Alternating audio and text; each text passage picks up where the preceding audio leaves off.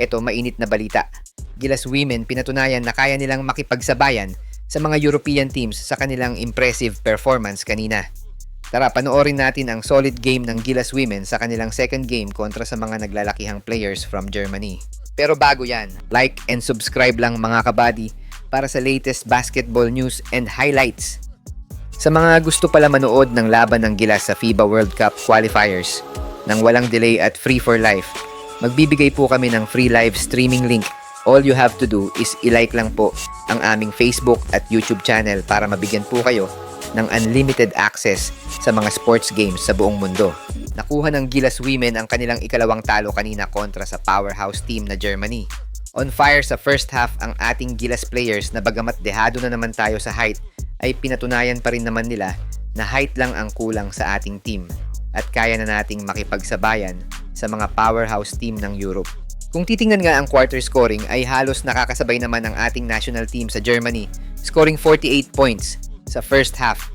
Yun nga lang ay hindi na nagawa pa ng Gilas Women na makabawi sa second half kung saan na outscored na sila ng Germany sa last two quarters. Actually, lamang pa nga ang Gilas sa outside shooting with 34.8%.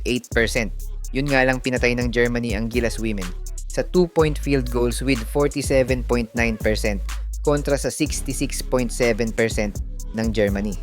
Bagamat marami ang dismayado sa performance na to ng Gilas Women, alalahanin natin na experience at exposure ang mahalaga dito dahil nga first time na maglaro ng Gilas Women sa mga European teams na to.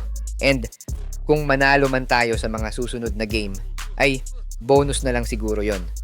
For the second time nga, ay binuhat pa din ni Sumaya Sugapong ang Gilas Women with 21 big points samantalang on fire ang mga tres ni Janine Pontejos with 11 points at 3 of 6 sa tres.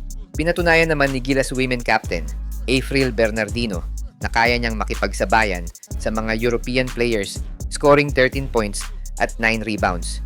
Meron naman 11 points si Gilas Women Center Casey De La Rosa sa game kanina. Sunod namang makakalaban ng Gilas Women ang bansang Nigeria mamaya.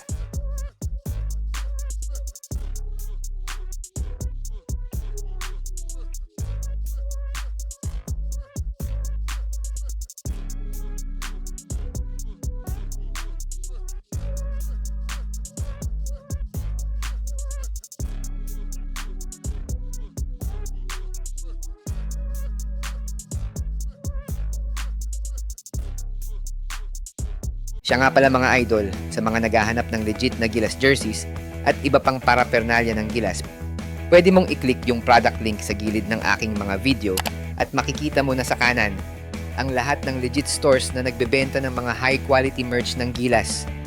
Maraming salamat mga idol!